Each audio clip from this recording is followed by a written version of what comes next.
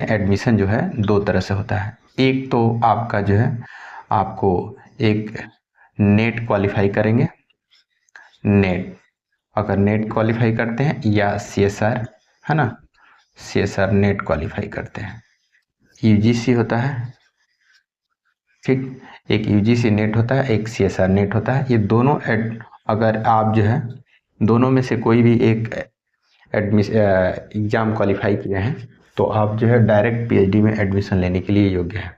इतना बात आपको क्लियर हो गया। अब जो है मान लीजिए दोनों में से आपके पास कोई भी डिग्री नहीं है, कोई भी आपने एग्ज़ाम नहीं क्लियर कर पाया, ना ही आप यूजीसी दिए और ना ही सीएसआर नेट दिए, तो आप पीएचडी में एडमिशन नहीं ले सकते हैं। ऐसा कोई बात नहीं है। अगर आपने ये क्वालिफाई नहीं किया तो दूसरा तरीका है, पीएचडी में एडमिशन लेने की एक दूसरा ऑप्शन है पैट एग्ज़ाम। ये पैट एग्ज़ाम जो यूनिवर्सिटी द्वारा कंडक्ट कराया जाता है, जिस यूनिवर्सिटी से आप पीएचडी करना चाहते हैं वहाँ पैट एडमिशन का एक नोटिफिकेशन निकलता है, बेकायदा नोटिफिकेशन निकलता है। उसमें आपको पैट एग्ज़ाम का पैट का एग्ज़ाम देना पड़ेगा और वहाँ से आप जा कर के पीएचडी में एडमिशन ले सकते हैं।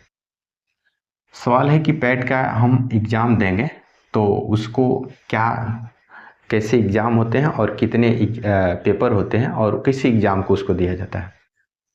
जो सीएसआर नेट का या यूजीसी नेट का सिलेबस होता है वही पैट के सिलेबस भी होते हैं। इसमें कोई झोल झाल नहीं है, ऐसा कुछ भी नहीं है कि आपका इसका सिलेबस कुछ और होता है, इसका सिलेबस कुछ होता है, कुछ नहीं। आपका जो भी सीएसआर नेट का या यूजीसी नेट का आपका सिलेबस होता है वही सिलेबस आपका पैट का होता है। पैट में होता क्या है कि इसमें पैट में दो पेपर होते हैं, एक जनरल पेपर होते हैं और एक जो है सब्जेक्ट स्पेसिफिक होते हैं। जनरल पेपर में 50 क्वेश्चन होते हैं। ये